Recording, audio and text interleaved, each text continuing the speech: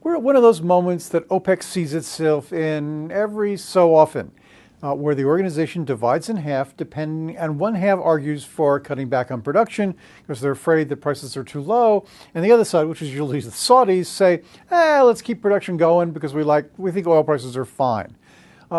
What's interesting is that the short-term guys, the guys like Iran and Algeria, who say let's cut production, those are really pretty easy to understand. What they're basically saying is that we'd like you, which means the Saudis, they're not talking about cutting their own production. They want the Saudis to cut their production, which would then drive up the price of oil because they need the revenue.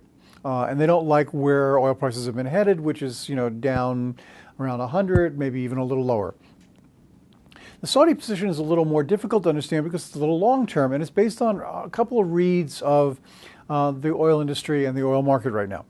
One, I think the Saudis are saying is that, well, as we see it, the problem that's called the Arab Spring, which is the civil wars, rebellions, uprisings, whatever, in places like Algeria and Libya, are actually going to have a longer-term effect than anyone expected. Oil production in Libya, for example, is down again. The International Energy Agency warned the other day that these events are going to take more out of global production and supply than we expected. So the Saudis are saying, well, if that's so, we really don't want to cut back production because that would push up oil prices.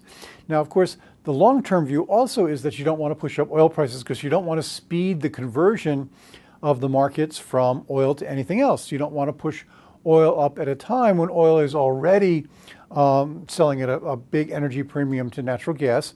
You don't want to encourage fleet owners, truck owners, school bus fleet owners to convert more of their vehicles to natural gas because that would cut into demand in the future. So the Saudis are basically saying we're not going to push prices higher than that. The other thing I think that the Saudis have going for them is that they're really pretty good students of what's going on in the oil markets. And one of the things that they're saying is that, well, yes, the big North American energy boom, which is Canadian oil sands as well as oil from shale in the United States, yes, those indeed are putting a lot of oil on the market. We don't know exactly how long those resources are going to last, especially in the case of oil shale. But more importantly, we're looking at a situation where the marginal cost of production in these is very, very expensive. This is expensive oil. So we're not looking at oil production from those areas really driving down the price of oil in the long term, and would really like to see oil retain its market share. We're more worried about natural gas than we are about competition from North American sources. We'd like to see oil retain its market share over the long term, and therefore we're not going to go ahead and cut production.